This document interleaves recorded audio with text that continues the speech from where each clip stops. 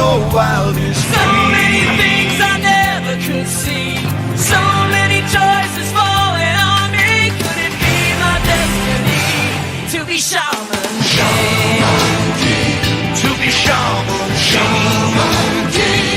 If your spirit is strong, you could be the one.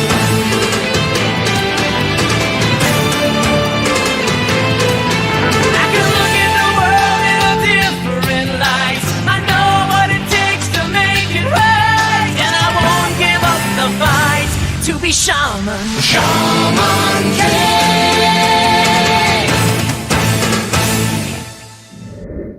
Hey guys, welcome back to Everything Anime Podcast. I'm one of your hosts, Shinry, here at the Everything Anime Podcast, talking from anime, manga, video games, TV shows, and every relevant topic we're talking about. Today's video is on Shaman King Volume 3. This is our third Shaman King video out of 35 volumes that we're going to go through. We're doing each volume one by one. And if you haven't watched my previous videos, go back to the playlist. It starts with Shaman King, the Full Metal Alchemist Brotherhood Effect. And then Shaman King Volume 1, Volume 2, and this one is Volume 3. So, where we last left off, because we're just going to continue as if you've been watching these videos in order, Tao Jun had just got introduced. It was Tao Ren's sister, and she had went after Yo and Anna and Morty to get her hands on a Minoru for her brother Ren. But then, like, throughout the battle with Yo, and Lee Parson like unlocked his memories because he was killed while he was still an actor by the Tao family because they wanted him for their collection. They wanted to give him to their daughter for her birthday, which was sick. And she just thought of him as like another puppet because to the Tao family, spirits and ghosts, even though they were once human, they're now just objects and tools for them to use. That's how she thought of Tao. That's how she thought of Lee Parson as well. So it wasn't really her fault. It was kind of like how she was indoctrinated. But once Lee was freed with Yo's help and Imitaro's help, she was able to see the error of her ways. And Lee decided to stick with her the whole time and join her as her new companion. So now we're in Shaman King Volume 3. And this is so Wooden Sword Ryu focused. This is where Wooden Sword Ryu unlocks his shamanic abilities and things like that. Ryu is one of my favorite characters in this. My favorite character of all is Horo. I think he has a different name in the anime and manga, but his main name is Horo. He's the ice dude. I think he's in a chapter. I think he's in the volume after this because the Shaman King tournament starts and he's like Yo's first or second opponent. But for now, we're going to continue with volume 3. So let's just get into it. So now that we've met Tao, Lin, Tao Jun, Anna, Morty, and Yo, and established their motivations, it's finally time to establish one of our main other characters' motivations, which is Wooden Sword Ryu. That's right, we're finally going to flesh out Wooden Sword Ryu's motivations. We know that he's looking for his happy place, him and his crew, but what does that exactly mean, and how does he get his shamanic abilities? That's all going to be explained in this volume. Ryu's main goal, even after becoming the Shaman King, is to someday find his happy place, which for Ryu is like the place where basically he feels at home, he feels like he fits in. Well, more than that, it's more like just like absolute peace. I don't even know if I just got this new apartment. That's the background I've got going right now, and I don't think this is my final stop, or I guess. And sorry about that. He's currently down on his luck because of his pompadour, which is his hairdo. It got cut in half first it got cut by Yo, and then it got cut again by Tao Lin when they went into that abandoned arcade thinking they could make it. Oh no, the Chinese shop. They thought they could make it their happy place. And then Lin's get the hell out of here. And Ryu thought he was a kid. And once again, Lin cut off his pompadour without actually killing him, which showed some growth from Lin because he didn't automatically kill him.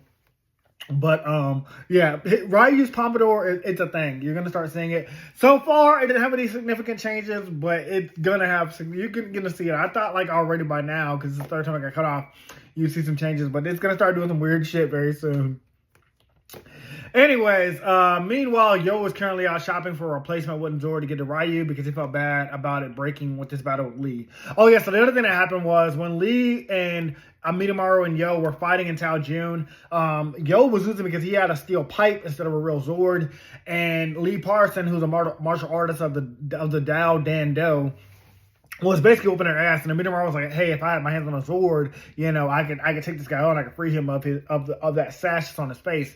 And so Morty ran off, and I thought he was going to get the blade Harusame, but he doesn't go get that blade yet. Instead, he gets that wooden sword from Ryu. And in that battle, it got broken. And so, you know, Yo's currently shopping for one. He's like, hey, you know, I feel bad that we broke Ryu's sword. We're going to give it back to him, but, you know, we can just buy another one.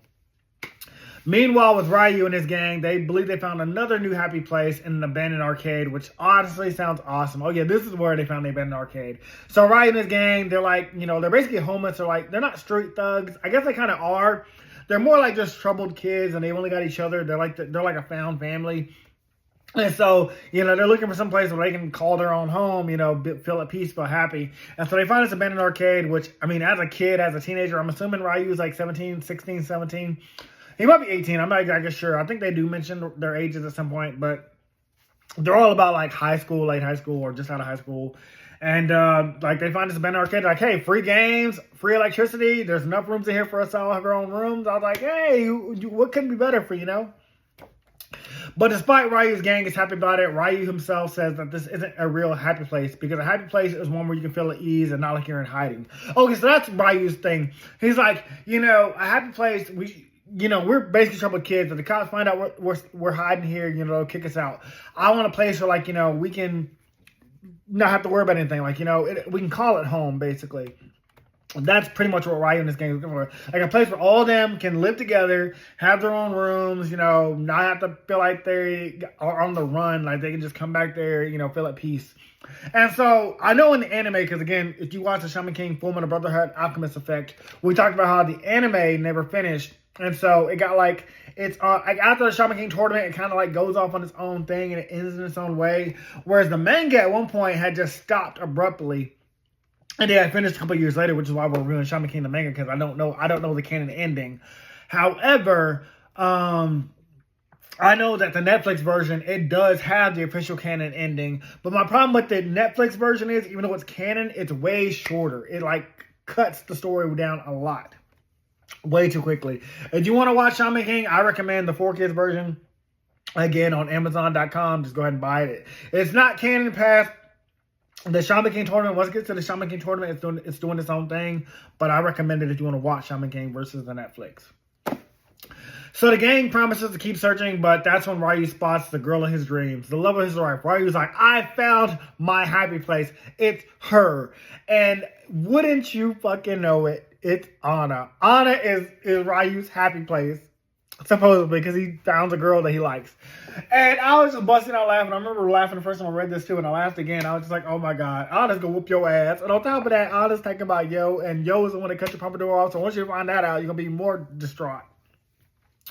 He proposes to Anna, but we already know Anna's answer. One, she's in love with Yo, and like two, like Ryu's a weirdo. Like who the fuck? He's pulling on Brock when Brock sees every girl that he in Pokemon. I had to find that one scene where Brock was like proposing to 4 different sisters, like wanting to be with them, and all of them. At first, like going for it, then they realize like, hey, you saying this to all of us. Which one do you actually want? Wait a minute, where'd Brock go? I'll give you one guess. I'm in heaven! Here a joy, there a joy, everywhere a nurse joy. I'm exactly where I'm supposed to be, and it just keeps getting better. Jenny over here, Jenny over there, Jenny everywhere. I must have been a very good boy this year. Ryu is basically pulling a Brock from Pokemon. I was like, she's either definitely one of her famous slaps, you know, like the slap him across the face, but surprisingly, Anna doesn't smack Ryu across the face. And instead, she tells him, nice pompadour, dork, in a mocking way that takes Ryu out, but he hasn't given up, and he plans to chase Anna to the end of the world. So, like, Anna looks at his pompadour, she's like, nice hairdo, dork. And Ryu's like, oh, she likes my pompadour, not realizing Anna's actually making fun of you. But again, I was surprised Anna didn't slap him. But he's like, oh, I'm going to follow her to the end of the world, you know. And Anna's like 13. So I'm talking about someone Ryu's like 17 or something like that. I don't know Ryu's exact age. But I was like, okay, Ryu, you kind of creepy, though. Meanwhile, Yo takes Morty to visit his house, which Morty realizes is the size of a mansion. But Yo is pretty laid back and casual about it because we know our boy. And actually, it turns out that this mansion that Yo and Anna are renting it used to be a hotel, but because of all the ghosts and the hauntings happening, people like gave it to them for a cheap price. So they got a hotel the size of a mansion, but no one wanted it because it was so haunted. But Anna and Yo, they used to seeing ghosts, so they ain't bothered by the ghosts. They just living in there with it. And of course, Yo didn't live here alone. He lives here with Anna as well, who was followed by Ryu. And one, immediately, he's upset because she's taken by, she's already married. And then two, it's Yo, the first character, to whoop his ass and cut his pompadour off. So Ryu's like, what? You're married? And it's again, with that guy, the guy that cut my pompadour off, the guy that whooped my ass and my crew. Ryu just can't win today, okay? He's like, we haven't found a real happy place. We're at an abandoned arcade, but like it's not really gonna be ours because eventually someone's gonna come here once the lights are on. I found the girl in my dreams, but she's taken. And three, it's with the guy that whooped my ass and broke my sword and stole my sword. I was like, Ryu, you ain't winning today, buddy. Yo was gonna give Ryu the wooden sword, and he brought that he bought for him, but Ryu was too heartbroken and to have lost the love of his life, his new happy place. He races back to the arcade crying. He didn't even see the gift that Yo was gonna give to him, which was his wooden sword, and that's gonna be a big thing throughout this chapter as well. Because I think if Ryu had got his sword, he probably would have had like more respect for Yo. But little does Ryu know that once he gets back to this abandoned arcade, that the arcade is also haunted. It was placed on a cursed hunting ground. And though his crew, once again, is skeptical of ghosts, because you got to remember, back when Ryu first was told about, Amidamaru's grave, and like, if you step on a ghost gravestone or somebody's dead gravestone, the ghost will haunt you. And he stepped on Amidamaru's grave, he stomped on it, and he couldn't see Amidamaru's ghost. He was just like, oh, where's the ghost? Come get me, ghost. And nothing happened, so all his crew thought it was a joke. But they're reminding Ryu, like, hey, Ryu, this is the cursed haunting ground where this arcade is at. I think we should get out of here. And Ryu's like, what did I tell you about ghosts? Ghosts aren't real. And soon we get a tear. We get to see a tease of Ryu's future shamanic ally in this creepy but awesome panel. I think like Ryu's back is turned. I'm going to show it off for a few seconds. Also, this is the first time that Ryu's shamanic abilities have started to awaken, because not only can he see and hear the spirit, but communicate back with it for the first time.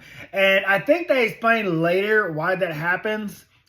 Or, yeah, I think it's later that Anna explains why he suddenly started getting shamanic abilities. Because you got to remember, Morty also couldn't see ghosts until the moment he met Yo. Morty had lived his whole life by ever seeing ghosts, and suddenly he meets Yo when he can see ghosts. So maybe because, I think it's because Ryu has come in contact with the shaman, he's now just sense and see spirits. And then the spirit manifests its true form, and we finally get to see it, and apparently it's been dead for 600 years. This thing is from the same age as Amidamaru, when Amidamaru died, because Amidamaru died 600 years ago as well. And this spirit's name is Tokugaru, and understandably Ryu was scared shitless because one, this guy looks like a lizard, and then two, oh yeah, Tokugaru means the lizard man and does his green skin. I don't think he's in the manga, but Tokugaru has green skin. He's nicknamed as the lizard man. But we learned some backstory about that too, like why his mom named him that. It wasn't like out of cruelty or anything like that. And it's a pretty sad backstory too when we get there.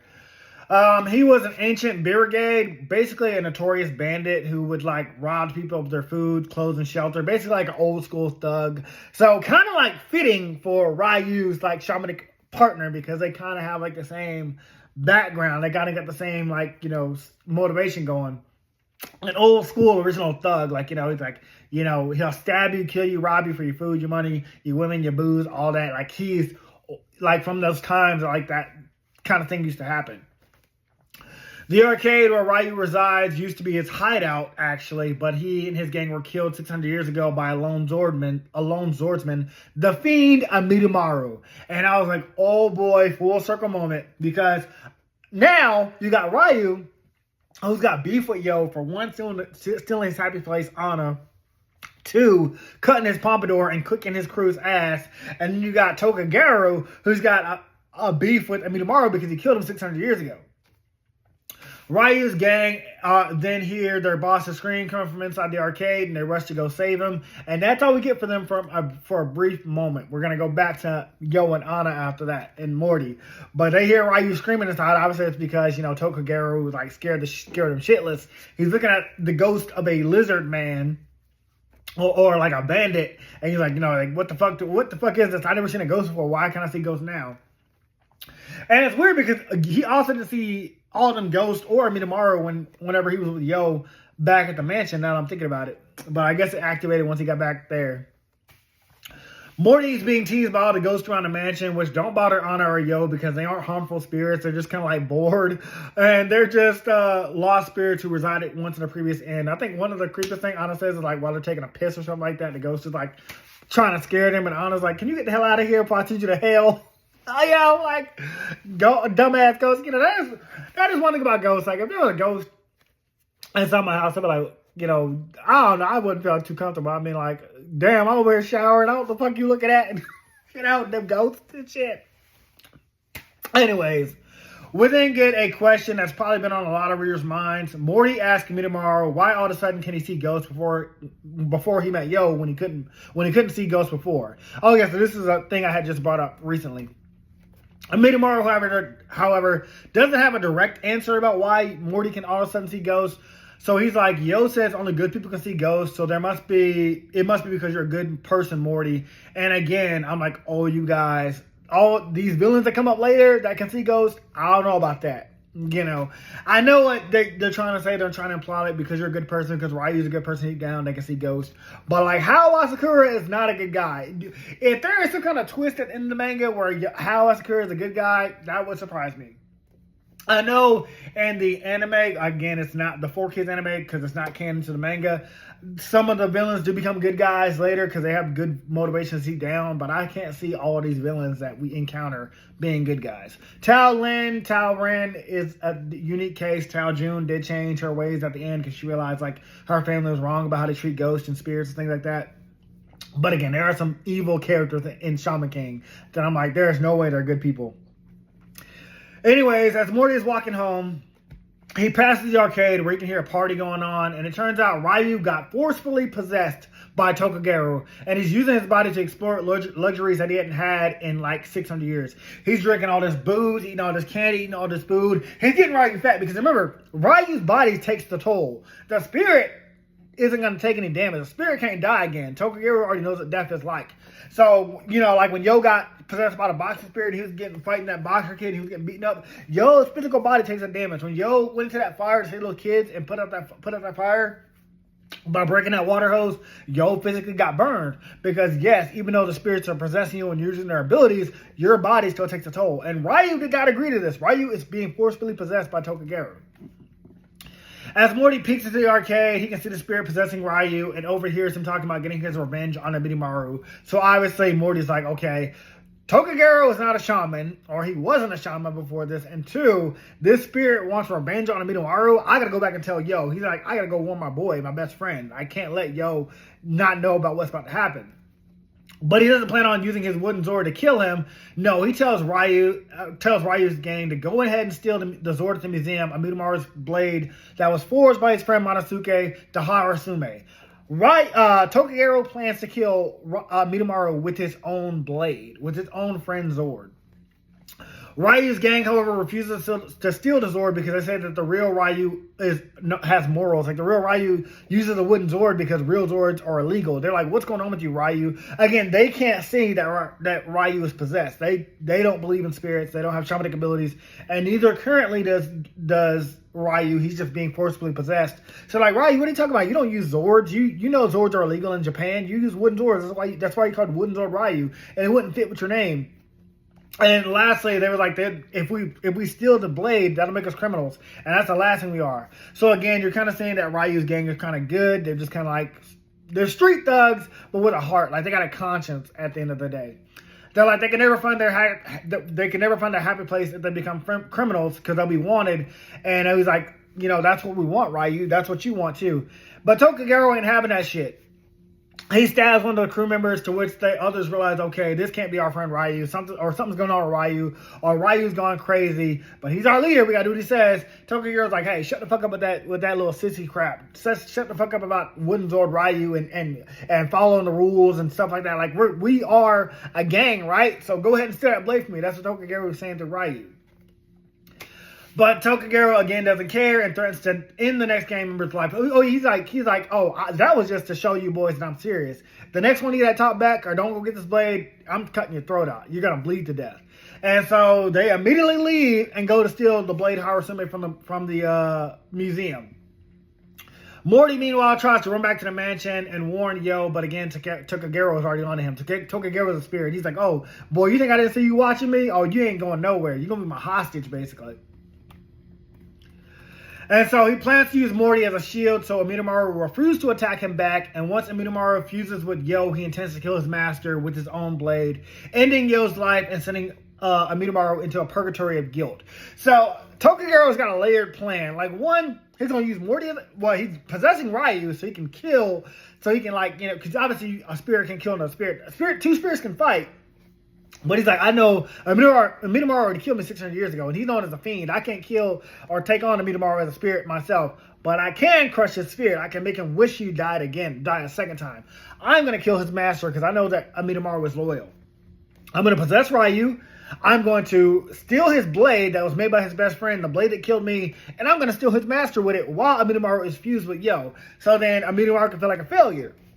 And then on top of that, if Amidamaru tries to attack me back or try to kill this hostage or kill Ryu, the body that I'm possessing, I'll use Morty as a shield. So now you got to choose between killing your best friend or killing your master's best friend, killing this human, or just let me kill your master and let me get my revenge. So it's a layered plan, and it gets better and better. I love how layered plans go. Back at the mansion, Yo and Amidamaru can sense something has happened to Morty, and at the same time, Ryu and his gang have managed to steal the Zord from the museum. So that was a cool cliffhanger for that chapter, but we're going to keep going because it's not the end of the volume. But Yo and Morty aren't the only ones who felt it, because surprisingly, Anna did too, and she seems to care about Morty. The fact that Anna is shown in a panel worried after Morty gets kidnapped shows that Anna cares about him to some extent. Maybe not as much as Yo, maybe not as much as Amidamaru, but cares for Morty to an extent that she's worried about him. But Anna, Morty, and Yo don't have to go looking for Tokugaro because he's already come here with the blade to seek them out. Like, right now it's wrapped up, so Amidamaru can't see that he has a Harasume. He just knows he has a blade. And because he's known as Wooden Sword Ryu, they're thinking like, oh, he just got another Wooden Sword. Or we got a Wooden Sword that we currently haven't given to Ryu, so we can just use that to clash with him. Now, Ryu's gang still doesn't realize that their leader is possessed, and they think that he's just gone mad and wanting revenge for Yo cutting off his pompadour and stealing his girlfriend Anna. So Ryu's gang is just there. They're afraid, they're scared, but they're like, hey, this is our leader, he's our friend, we're a found family, we're not abandoning Ryu. So whatever Ryu's doing, we'll let him do it, but they know that this is not the normal Ryu that they know and love. So then Tokugaro reveals himself to Anna, Yo, and Amidamaru, and then we get these three hilarious reactions because Tokugaro's like, Amidamaru, I'm here. Don't you recognize me? And Anna's like, that's a stupid motivation. That's a stupid name, and your motivation's a joke. Oh, yeah, because he tells him, like, oh, I've come here, Amidamaru, to get my revenge. I've come to kill you. And if you try to attack me back, I'll use Morty as a hostage. You're going to let me kill your master. You're going to fuse with Yo, and I'm going to end your life. And so Anna's like, your name's a joke, and your motivation's a joke, and your name is stupid. And then Tokugaro is screaming that he's, and then Amidamaru is like, I don't even remember who you are. And Yo's like, hey, he ain't even worried about Morty right now. He's like, hey, Amidamaru, do you remember this guy? And Amidamaru's like, no, I can't remember a thing about who this guy is. Oh, no, he says, I don't remember every low life I've ever killed in this life. And Yo is left asking, like, is that true? And it goes back and forth. It's pretty funny because, again, like, Anna keeps making fun of him. I think the first thing Anna says is that your name is stupid. And he says something else, and Anna's like, your name's a joke. And then, like, then Yo asks Amidamaru, like, hey, do you remember this guy? And Amidamaru's like, I don't remember every loser I killed in the past. Which only angers Tokugaro, and he threatens to kill Morty, to which Anna hilariously just like, okay, do it. I don't care. And again, we know Anna has a heart. She cares about Morty because she was scared when she sensed that Morty got taken. But I thought it was fun that she's just like, so, kill him. I don't care. I got Yo. That's all I need. Shocking all four of them but her. Like, oh, obviously, because Anna said that Joe was shocked, Amidamaru was shocked, Tokagero was shocked, and all the crew were like, what the fuck? Oh, and Morty himself is shocked. Like, it's just, again, Shaman King has really great humor. Amidamaru then gets serious and tells him that he won't let Morty be used as a hostage and he'll kill Tokagero before he can harm him. But Tokagero taunts him that to kill him, he would have to kill Ryu first. So Tokagero's like, hey, you might be able to get Morty back from me, and you might be able to break this wooden sword, but the only way you're going to kill me is if you kill Ryu first. So that's how you're going to get to me. You have to kill my host, or you have to kill your own host. You have to let me kill Yo while you're possessing him so you can feel the guilt and I can have my revenge. But Amidamaru again says that he wouldn't even need to break his wooden sword because he doesn't realize that. Oh yeah, he says to Amidamaru, he says to Tokagero, all I gotta do is break your wooden sword. He doesn't realize that that's the Harasume. He doesn't realize that that's the blade that Monosuke made for him because again, it's wrapped up. If Amidamaru saw that blade, he would never want to do that because obviously that's a blade that his friend made with his father's knife, the last blade that he had made for him before he died. So Amidamaru right now is feeling cocky. He's like, oh, all I gotta do is break your stupid blade, your wooden blade, and then this fight's all over. Now, because Amidamaru doesn't know that that's the Harasume, Morty's trying to warn him. He's like, hey, Amidamaru, yo, don't destroy this blade. It's not the wooden sword. It's not what you think it is. It's the Harasume. But before he can get it out, Tokagero abandons his hostage, knowing Yo and Amidamaru will rush in a battle to save him, and he'll break their wooden sword that they brought for Ryu with ease.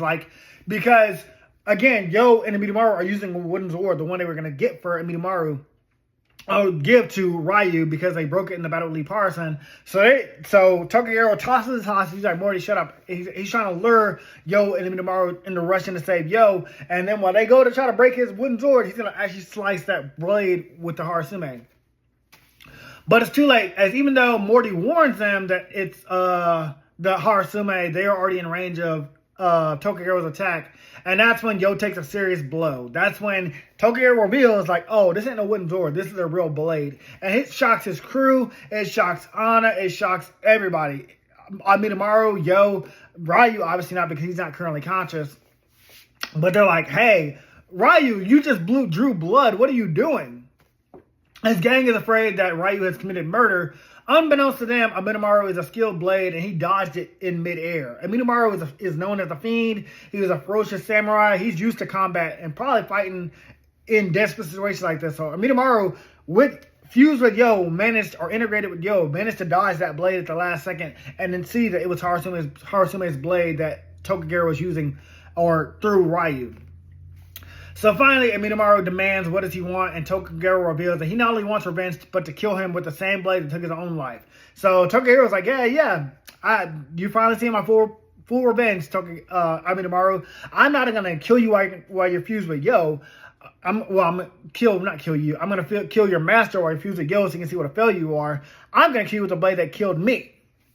So the only way you're gonna stop me is destroying your own blade, Harasume, or killing Ryu, or, cutting through your hostage, Morty. Even though he threw him, he's going to use Morty as hostage again to get to me. So, what are your choices, Amidamaru? You got to make a choice. Oh, my goodness. Oh, yeah, because this basically be him, failing his second lord, because Amidamaru failed his first lord because he refused to kill his best friend, Monosuke. And then, that's when that lord had Monosuke, or have his guards kill Monosuke and then come and kill Amidamaru.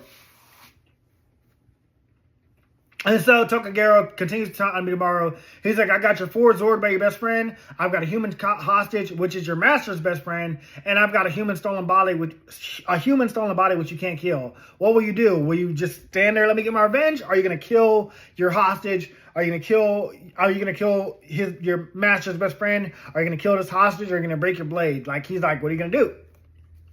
All the while, Amidamaru is trying to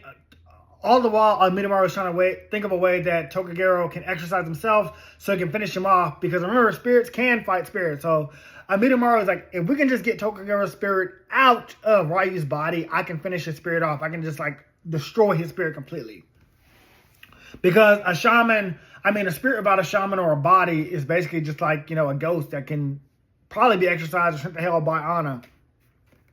And you would think Anna would be the answer to this, but she's immediately like, nope. Anna's like, I can't do anything right now. The only way to stop an incarnated ghost is to either kill the possessed, destroy his leverage, or destroy his leverage, aka the hostage, or destroy the weapon he's using against you to make him feel hopeless. So she's saying, Amidamaru, you only got 3 options, which are the same options that Tokagero gave him. Anna's like, I can exorcise him, but only once his spirit is weakened, only once his spirit's oppressed. Right now, he's an incarnated angry spirit, and he's possessing a body. So, Amidamaru, just like Anna, just like Tokagero told you, Amidamaru, you got 3 choices, Anna's saying. She's like, you either let him kill Morty, and then he's going to be shocked that he didn't have a hostage, break your best friend's blade, which he won't have a weapon to use against you, or you can kill Ryu, and his body will be exposed and be a spirit, and I can take him out. She's like, whatever you want to do, Amidamaru, it's up to you. She's like, what's more important to you? Your best friend Zord, Morty's life, or Ryu's life? And we know Anna don't give a shit about Ryu, so she's like, that's the obvious choice. Anna's thinking. Anna's like, I'll go with the obvious choice, kill Ryu. Amidamaru, though known as the Fiend, knows that no human life is any less worthy than another. And so obviously he's like, I have to destroy the Zord. I can't kill Ryu. He's innocent. He didn't do anything wrong. He might have stepped on my tombstone, but I'm already dead. I'm already a ghost. We already taught him a lesson about that. And I can't let Morty die. Not only is he Yo's best friend, but Morty has nothing to do with this. Morty's innocent. So the only thing left to do is to destroy my best friend's blade. And it pains him because this is what I think where we get the flashback about learning more about the Zord. And so Amidamaru is like, I know what I have to do. We then get a flashback to Amidamaru and Monosuke's past, where Amidamaru used the Zords his best friend made for him to fight off bandits. Because remember, they were homeless. They lived in on the streets. They lived in a time where there was a famine, no food, bandits everywhere, basically Tokagero. And so Monosuke would make these blades, and Amidamaru would use them to fight. But the reason why they got into a fight all the time, Monosuke and Amidamaru, is because every time Monosuke would make a blade for Amidamaru, it would break.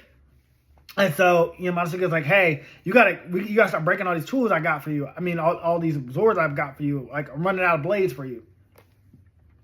They go back and forth, and Monosuke's blades, Amidamaru's like, your blades aren't strong enough. And his argument is like,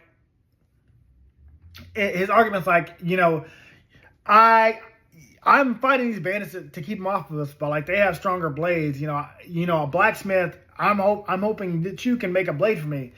And Monosuke replies, basically I don't have proper steel to make you a strong blade. He's like, if you want a stronger one, he's like, I suggest you go steal one off those dead samurai or a battlefield of corpses, from the battlefield, because there's obviously a war going on around them. Again, the world's in famine.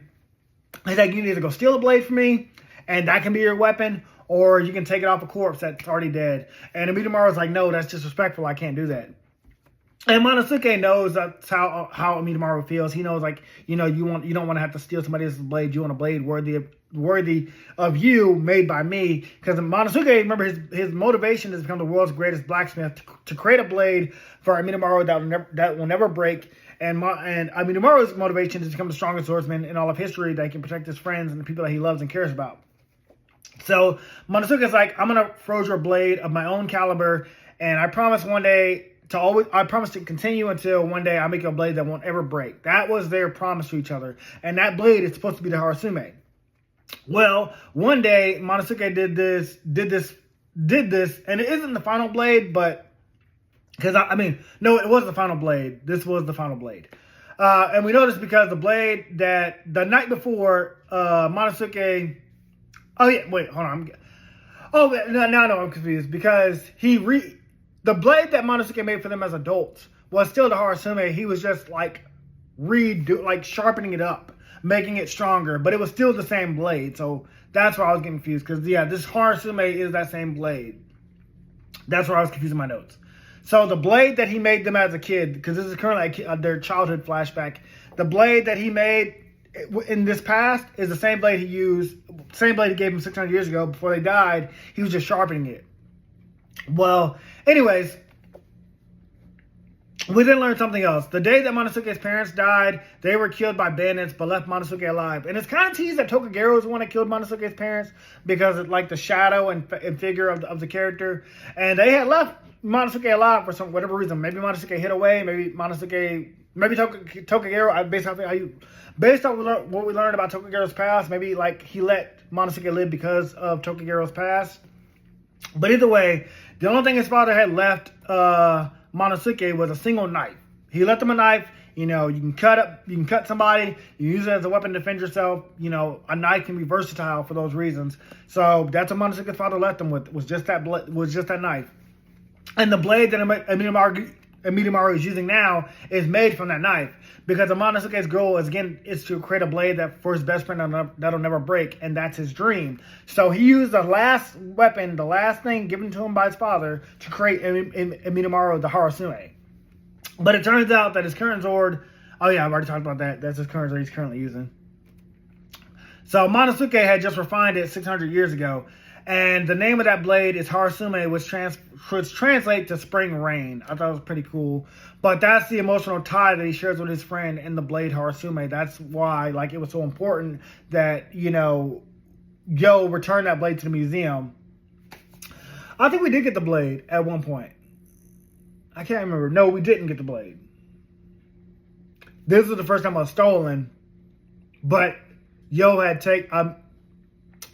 brought it to Amidomaru because he was fulfilling his promise to Monosuke, but then they returned it back to the museum. That's what it was, yeah. That's what it was. But Tokugero still thinks that he has him on the ropes, and that's when something changes. Like, Tokugero's like, hey, you know, this is your best friend's blade. I know you don't want to break it. I've got a hostage. I got Ryu's body. I already know you're going to surrender to me, Amidomaru. I know you can't make a choice. But little does he know, Amidomaru's already made up his mind. Amidomaru is like, I'm going to destroy the Harasume. I'm not going to kill Ryu or Mori to get to you. And I love this panel of Amidomaru and Yo as they look intense and serious, and it scares Tokugero because he realizes he's losing all his leverage. He's like, if they destroy any of these weapons, if they destroy the Harasume, I don't have a weapon that I can use to threaten Tokugero, to threaten Ryu's body, or to threaten Yo's life. Once they destroy that, he's like, I'm on the ropes. Like, they are going to force me out. But that's when the cowardly Tokugero realizes, he threatens to cut off Morty's head. But Amidomaru isn't afraid because he says he can cut him down faster than he could ever swing his blade. So Tokugero's like, you know what? Fine, fuck this. I'm going to cut off Morty's head. Now you ain't got a choice. You either kill Yo now, use that wooden sword to cut Yo's throat, or I cut off Morty's head. And Amidomaru is like, go ahead and try it. I'll destroy that blade before you ever get a chance to do it. And I love Yo's own response to Amidomaru, who apologizes for bringing him into this. And he knows that he knows why he killed Tokugero. It wasn't because he was hunting bandits. Yo was like, I know you weren't hunting bandits. You were probably protecting your friends, Amidomaru. And like, again, since we saw Monosuke's backstory and know that his parents were killed by a bandit, it looked like Tokugero. Maybe Tokugero was like pillaging for food, and he saw these kids, and he's like, oh, easy target. And, you know, Yo used that Harasume blade made by Monosuke's father's knife to kill Tokugero to protect his friends, because we know Amidomaru is not actually a fiend, even though he's called that. So it just makes me love Yo and Amidomaru's friendship and bond even more. Tokugero then prepares to kill Morty, and Amidomaru charges up his shockwave Budagiri, and we know that it uses the air to create a slice and slash, even though, you know, your opponent's far away. And Tokugero, as he's trying to like cut off Morty's head, his blade gets cut by the shockwave Budagiri, and it slices in half, and his best friend Zord is gone. Shocking again, everybody's shocked. The Harasume, the legendary blade, is destroyed. But Morty is safe, so is Ryu. So now Tokugero's spirit should be easily exercised by Anna, right? Because, like she said, all you have to do, Amidomaru and Yo, is either destroy the blade, kill Morty, or kill Ryu, and I can exercise him because he'll have lost his leverage. His spirit will be broken. However, Tokugero also had a plan B, or I guess plan D at this point. Tokugero was so confident that he couldn't destroy his best friend's blade, but Amidomaru reminds him of something that he didn't know. Monosuke sacrifices his father's knife to give him that blade, and for a friend, any sacrifice can be made. So he's like, I noticed the blade was important to my best friend Monosuke, but Monosuke's knife was from his father, and that knife was very important to him. He kept that knife close to him, but he sacrificed it to give me a strong blade so I can protect all of us. And now I'm sacrificing that blade to protect my best friend, my master Yo's friend's life, as well as the innocent life, Ryu, which you've taken over and possessed. Now with the Harasuma destroyed, Tokugero can't threaten his hostage Morty, and he only has possession of Ryu's body. So I was like, what will he do now? But again, Tokugero, he's lived a harsh life. He's desperate, and he's cornered. And a rat that's cornered is very dangerous. Yo then goes on to say that Midamaru waited 600 years for his friend, while all you did was sit around and hate and pass on like Lee Parson and give up. He's like, basically, you lived 600 years on hate after you died, but you're dead. Get over it. Just like he told Lee Parson, like, there's nothing else for you now, dude. You're dead. Let it go. You know, move on, give up your hate, and maybe you can find something else to do. But Tokugero isn't giving up on his revenge just yet. Though he lost to Harasume, he reveals a hidden knife in his pocket and plans to cut Morty's throat and end his life. So once again, Tokugero's like, okay, you got me. You destroyed the Harasume, but I still had a plan D. I'm going to cut Morty's throat instead. If you're not going to cut Yo's throat, I'm going to cut Morty's throat. Now you're once again back to that three choices. You either kill Yo again, or I cut Morty's throat, or I can cut Ryu's throat. But either way, you know, I still got two more leverages over you. But Yo isn't afraid. In fact, once again, we get this awesome scene of Yo being pissed off, and he simply says, I already told you, you already lost, even to Ryu. And this is what I was curious about. Like, I was like, what does he mean he lost to Ryu? I thought maybe at this point Ryu might have started taking his body back. But no, that's when we get an awesome scene of Ryu's gang trying to save Morty's life and taking down their boss. Because remember, Ryu doesn't use real Zords. Ryu doesn't steal and he doesn't kill people. That's not Ryu's gang do. They might beat up some kids. They might kick your ass, but they're not criminals. That's their whole thing. So two of Ryu's gang save Morty from Ryu, and the other two hold him back from using that knife. They're like, hey, Ryu, cut this out. What are you doing? Because again, Ryu's gang cannot see the spirits. They just see this battle happening in front of them. We then get a montage of his crew talking about all the nice things that Ryu did for them. Sure, they might be a gang of outcasts, but Ryu once brought them together when they had no place to go or no one to go to. Like I said, they're a found family. And together they promised each other to find their happy place. I'm going to show off for a few seconds like what all of them said and stuff like that, but because I don't remember exactly. But I know like all of them were saying like good things that Ryu did. Trying to show that like Ryu's a good person and that he is their leader and stuff like that. And that also once again reaffirmed that maybe what Yo said is true. Like only good people can see spirits. But again, Hawa Sakura, the main villain of Shaman King, I don't think he's a good person. There's no way you can convince me of that. That's like saying Naraku from Inuyasha is a good person deep down. You know, Naraku was just like Voldemort. Like Voldemort did not have any good in him. That's Hawa Sakura. Hawa Sakura did not have any good in him. I don't believe it. But despite Tokugero has lost to Harasume and his hostage Morty, and Ryu's gang are standing up to him, he still has one more ace up his sleeve. He flips a knife to Ryu's neck and threatens to kill Ryu. He's like, okay, I lost two of my leverages. I've lost Harasume and I've lost and my hostage Morty, and I lost to Harasume, but I still got Ryu. And that's what I'm saying. I love layered villains. I love a layered plan because they're taking away all his stuff one by one until he only has one thing left. Tokugero then tells Midamaru that you either integrate with Yo and kill him yourself, or he will do it to Ryu. He's like telling Midamaru, like, okay, I was gonna kill your master with your blade, but now I want you to kill your master with that wooden sword. I want you to bear the guilt of killing him yourself. What does he value now? And at first I thought, I love that he played it off and got rid of Tokugero's advantages. Oh, I've already talked about this. So he's like, what do you care about more, Midamaru? Do you care about the life of your master or the life of this thug? Like, you have to choose. They're both innocent lives, and one of them are going to die tonight because you killed me. And then there's Anna. She's like, you forget, you do a lot of talking and shit like that, but just do it already. If you're gonna kill Ryu, do it. It's already 8 p.m. I've got school tomorrow. I don't have time for this. Again, Anna is just that bitch. I don't give a fuck. Anna's like, I'm bored. You lost two of your leverages. You've been talking about killing somebody all night. She's like, at this point, just do it. Once you, because Anna's bluffing, but she's also serious. Because once again, if Tokugero kills Ryu, yeah, innocent life will be shed. Innocent life will be gone. But your spirit will be exposed, and then she can just send you to hell.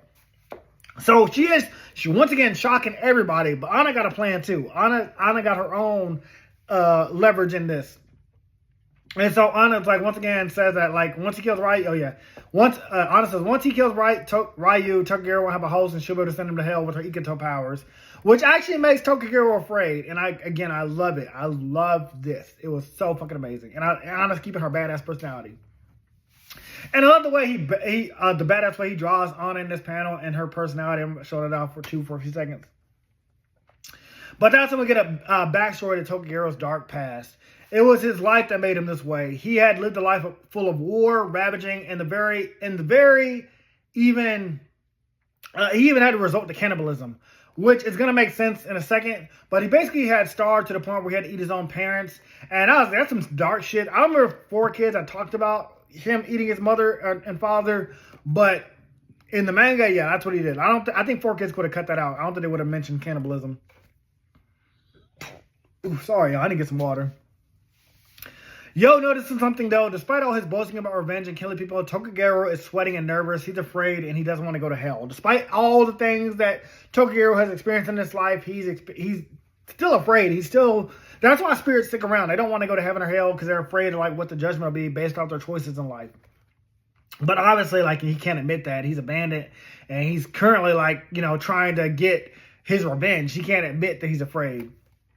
But before he can even commit or not commit to this act, he finds his body frozen against his will. And I thought, again, this is where Ryu's like somehow fighting back and activating his shamanic abilities. But that's not what's happening.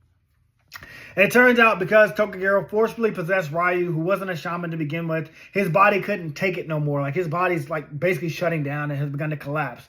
And if Tokugero basically remains inside of Ryu, he will kill him regardless. Like, whether Ryu is killed by Tokugero or not by shoving a knife up his throat, he's gonna die because Tokugero's spirit is like draining all his energy. He can't stay in that state for too much longer. And again, once Ryu dies, Tokugero is gonna be out in the open either way.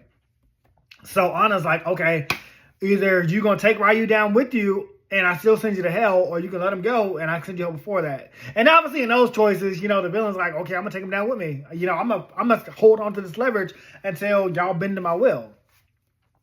Tokugero believes that he has an ace in his hole because of that. And he's like, unless Yo doesn't care about Ryu's life, unless Minoru doesn't care about innocent life, I'm willing to take this guy down to hell with me. Yeah, it'll still be blood on your hands because you are letting him die. And Minoru then asked him blatantly, why does he care so much that he got killed? And Minoru didn't kill him for any personal reasons. He killed him because, you were coming after my friends and family. And Minoru, again, even though he's known as a fiend, he didn't hunt down bandits. He didn't hunt down criminals. Like, you came after us, and I'll just protect my friends. I'll protect my own self. And besides that, the bandit Tokugero, you killed countless lives. Why do you care about your life when you killed so many other innocent lives without a care in the world? And that's when Tokugero reveals that he was just doing what he had to do to live. He's like, just like a lizard that eats its own tail to survive, that's what I had to do. And this is where you get confirmation, because I think before it was teased about cannibalism. This is where it's confirmed. Tokugero's mother gave her own flesh to her son so that he would survive the starvation. That's so that he would survive the famine. And in a way, I'm surprised that he didn't become a Wendigo and instead became more like a lizard because of the green skin. Because I'm like, cannibalism in any kind of story is usually by humans is usually leading to like a Wendigo kind of thing. But again, I understand maybe it's because it was out of love. It was out of act of love and not out of an act of starvation or going craziness that he didn't become a Wendigo. Because I think that's really why, like, people become cannibals, like, they become kind of crazy after they starve for so long. But because this was out of an act for love, and he understood that. But still, kind of dark and crazy. Through sheer willpower, though, Tokugero forces Ryu's body back up, surprising everybody. It's like, there's no way Ryu should be able to stand. Like, you are pushing Ryu's body beyond its limits. Ryu should not be able to handle this. And then while everyone is stunned by this, while everybody's stunned by this state, he then grabs Yo and takes him as hostage, threatening to kill Yo with his own hands, or Ryu's hands anyway. But behind him, Anna is charging from behind with her beads ready, telling him to shut up already. Like, I love it. Anna's like, she's like, look, I already told you to cut this shit out. Anna just jumps on top of him from behind, looking like a demon. Anna's like coming like a devil from behind Ryu. Or really Tokugero. I keep on saying Ryu because Ryu's being possessed, but really it's Tokugero that's in control.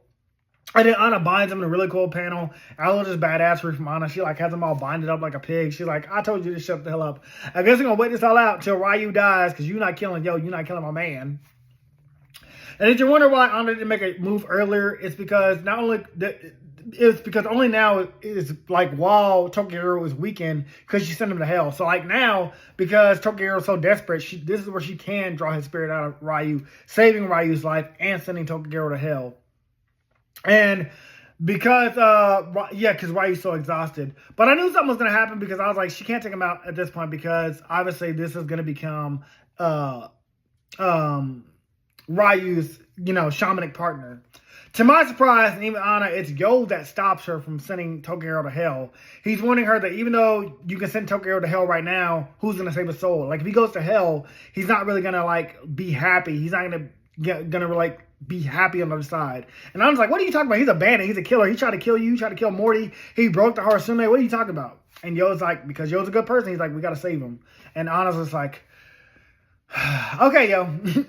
All right, give me 1 second, guys. Yo then says, based on Tokyo's life and the struggles he grew up with without having any friends, unlike Amidamaru, who had a best friend, Monosuke, if their lives were swapped, maybe Amidamaru would have been the fiend and Tokyo would have been the one to happy. It's like they're almost two sides of the same coin. And Amidamaru basically reaffirms this later as well. And he's like, Tokyo had these kind of struggles. Amidamaru was homeless too. If he had to eat his parents and resort to bandits and thievery to survive, maybe Minoru would have been different.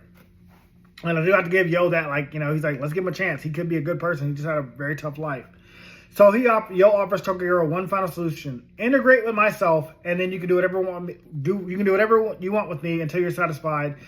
Until you satisfied your need for revenge. Shocking Anna and of course Morty, because again, Ryu's crew can't see what's going on. They're on the sidelines, just confused about what's happening. They don't know who Yo's talking to.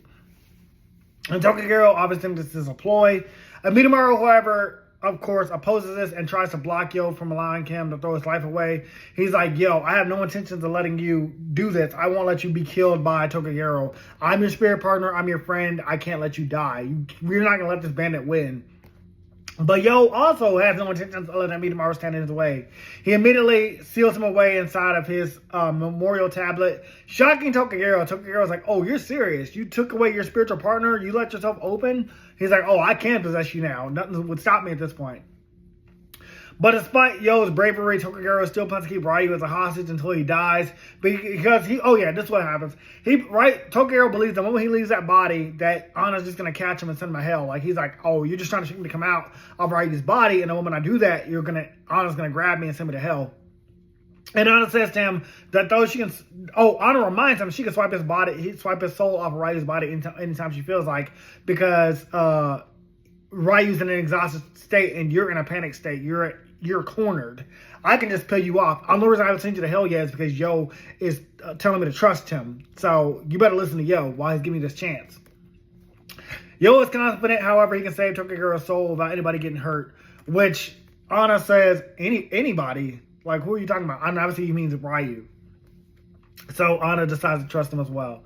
In his desperation, Tokyo puts Yo's words to the test and exercises himself while charging towards Yo in this incredibly detailed drawn panel. Again, I'm going to show it off. The way Tokyo looks like a menace, like a demon coming straight at Yo, is just crazy. He then charges at Yo, who, without a word or even trying to guard himself, opens his arms, allowing Tokyo to possess him. He's like, all right, I'm all yours, Tokyo. Arms wide open, nothing to defend myself. Amidamaru is still away. He can't block you. He can't stop you. Because, that's the other thing. If Tokyo had left that body and Amidamaru had fought him in spirit form, Amidamaru could have killed him again or destroyed his spirit. Everyone is shocked by this. Tokyo, Morty, and Anna, and even Anna, who for a second time looks scared and defeated. Because Tokyo was like, you idiot. You actually let me possess your body. You didn't stop me. You didn't have a plan. Oh, I can easily kill you now.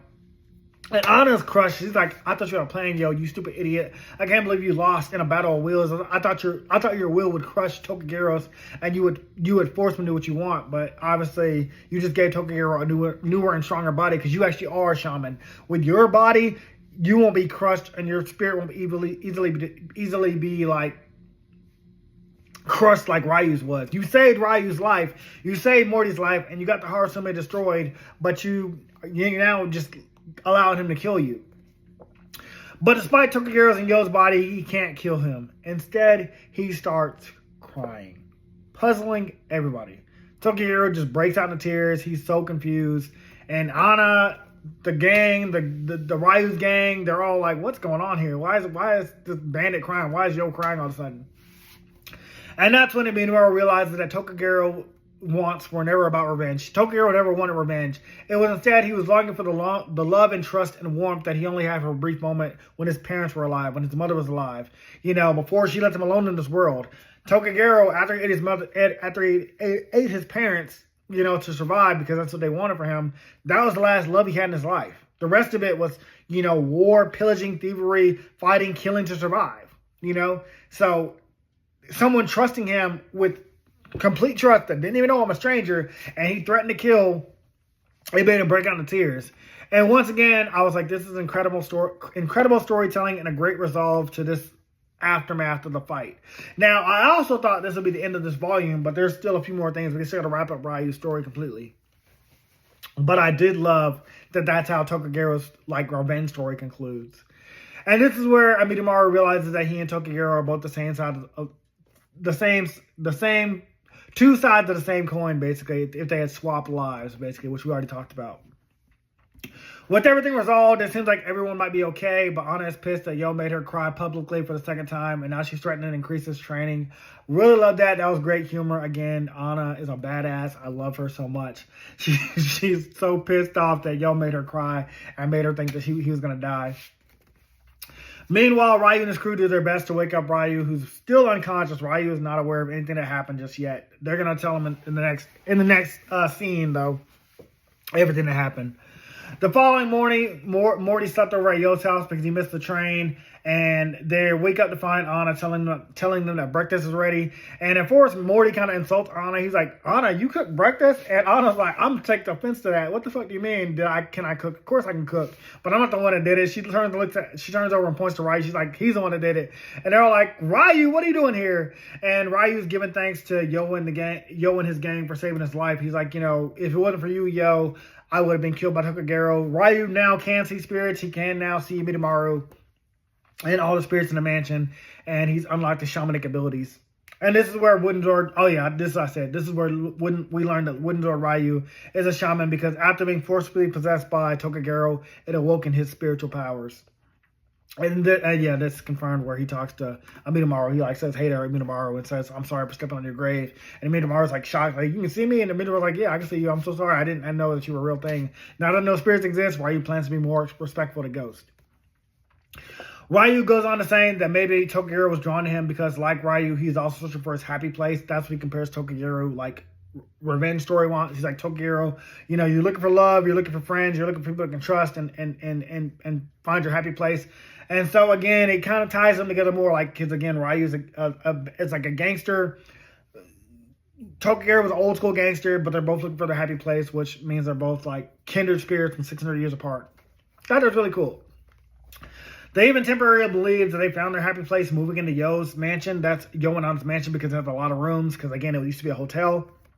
That's what Ryu's giving his hand. They're like, hey, Ryu, we found a happy place. You're a shaman now. You can see spirits. They're cool with you. We're cool with you. And Anna doesn't protest because she's like, they're cooking, they're cleaning. She put them all to work. She's like, hey, they can do something. I can make them useful.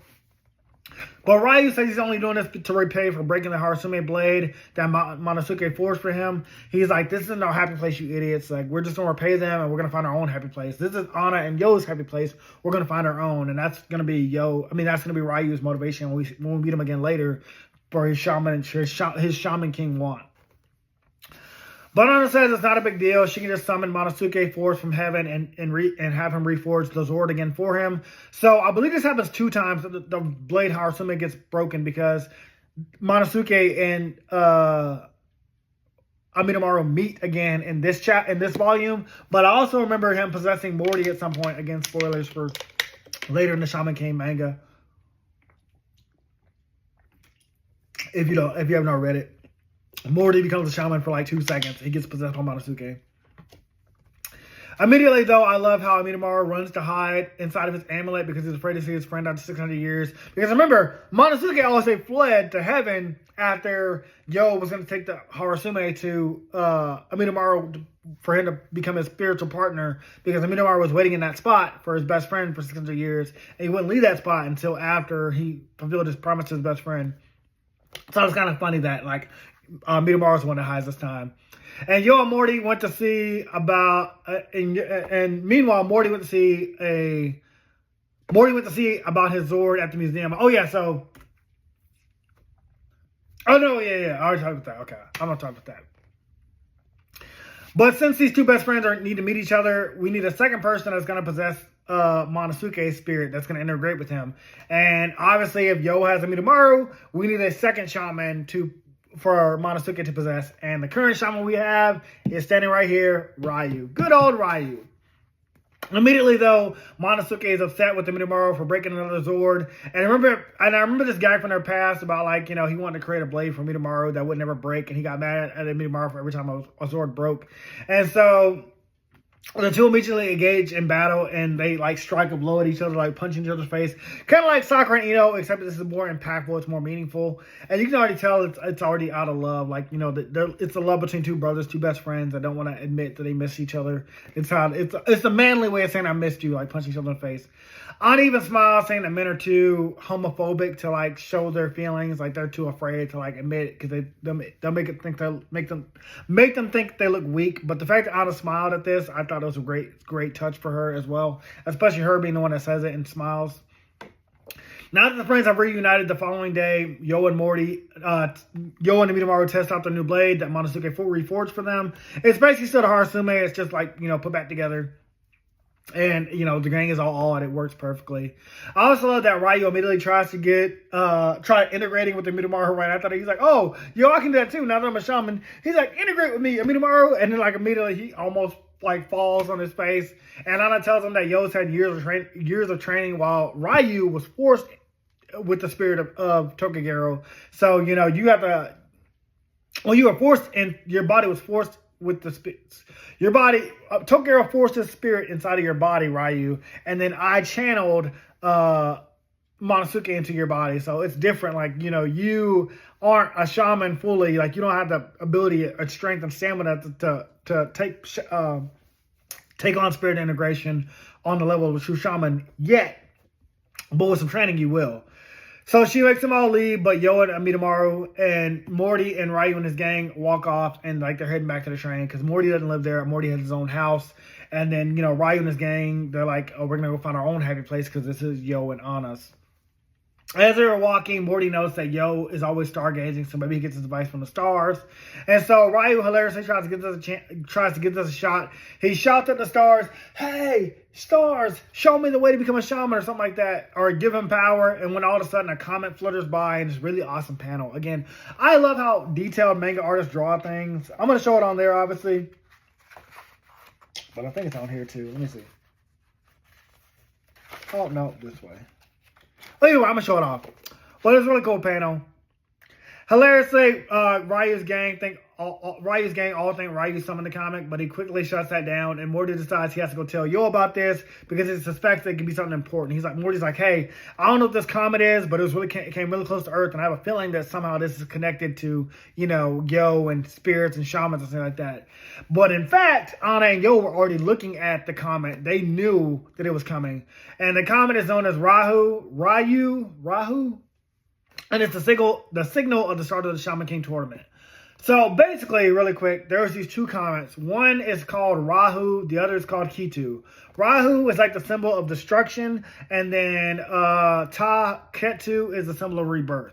These two comets come every 500 years, and it symbols like, you know, that destruction is coming, or it foreshadows like a great calamity coming towards Earth. And the reason why no one's ever seen this great calamity is because there's always a savior to stop it. A person that becomes the Shaman King, the person that fuses with God. So every 500 years, there's been a great calamity, but it's always been stopped by the Shaman King. So yeah, this is where it's confirmed that every 500 years, the Shaman King tournament takes place. And that the comments are a signal of the start of the Shaman King tournament. We then get previews of several shamans we will come to fight and know, and I'm going to show these off for a couple seconds. There's a lot of them. There's a lot of good ones. I know Horohoro's teased in here. I think Foss the Fifth is teased in here. I think, I know the very last one we're going to talk about, but I know there's like a lot of shamans that we're going to see throughout this manga. Some of them even used in the 4Kids anime. Among them is Tao Jun and Tao Tao Ren riding on his new horse, looking badass as fuck. Tao Ren is like, I remember when this first happened, when Tao Ren had a horse, I was like, okay, I think I drew that once when I was a kid. I was like, okay, Tao Ren back in here with the goddamn new spirit. Anyways, the final panel foreshadows a rematch between Tao Ren as he claims he's got new powers and he can't wait to show them off against Yo.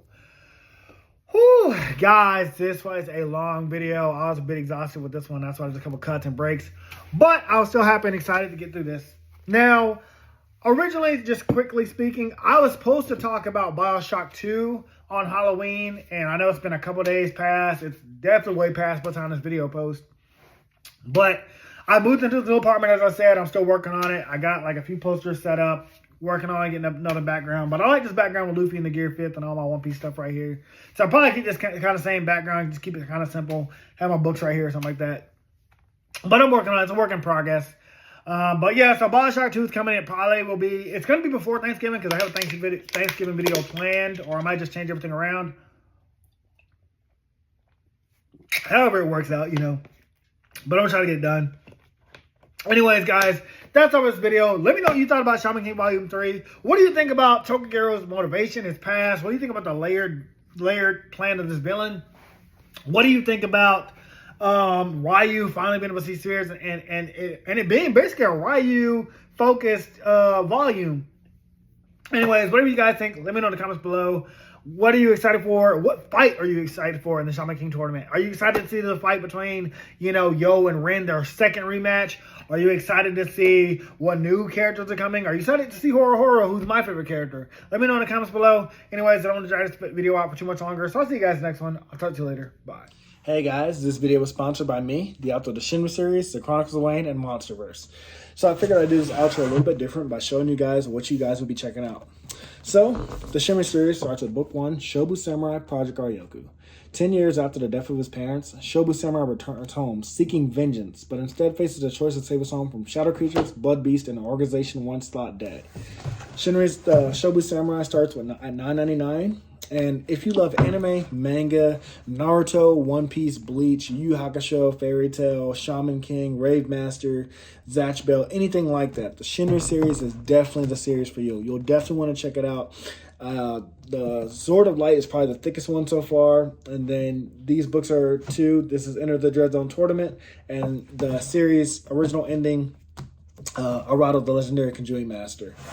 So, and I'll just show you guys some of the covers. Really proud of all of these. But I hope you guys check it out. If you don't like that, I also have the current published books for the Chronicles of Wayne, Love Be Damned, Cotton Candy, Full Moons, Fabled Lovers, A Cursed Virgin's Bite. If You Go Where Monsters Dance, Red will Rain Over Your House. Love Be Damned. Now, the Chronicles of Wayne is about a geeky guy, or a nerdy guy in high school. His senior year, he has a crush on the hottest guy in school, because of course he does. He's only got one best friend, and her name is Barb. Well, the hottest guy in school turns out to be a werewolf. And to make the story more interesting, he bites Wayne and turns Wayne into the first ever wolfman in the last 10 years. And because of that, it was also a sacred law that wolfmen should never be created. I don't want to get into too much of the Chronicles of Wayne without spoiling it, but I can tell you it's very short. This one sells for $6.99, and Love Be Caged right after it. The ending of this trilogy, Love Be Liberated, comes out in October. So I'm going to definitely do a more full in-depth review of this one. But yeah, it's an LGBT fantasy fiction story about werewolves, vampires, white witches, a dark warlock, and, well, many, many more surprises to come. So, if you guys like to read, I definitely recommend. These are all the books so far in the Shinry series, except for Shinry's Beginning. I do have that one, but it's just not here with me. But yeah, I appreciate a like, support, or just a review on Amazon. Either way, thank you guys for watching, and I hope you guys have a great day.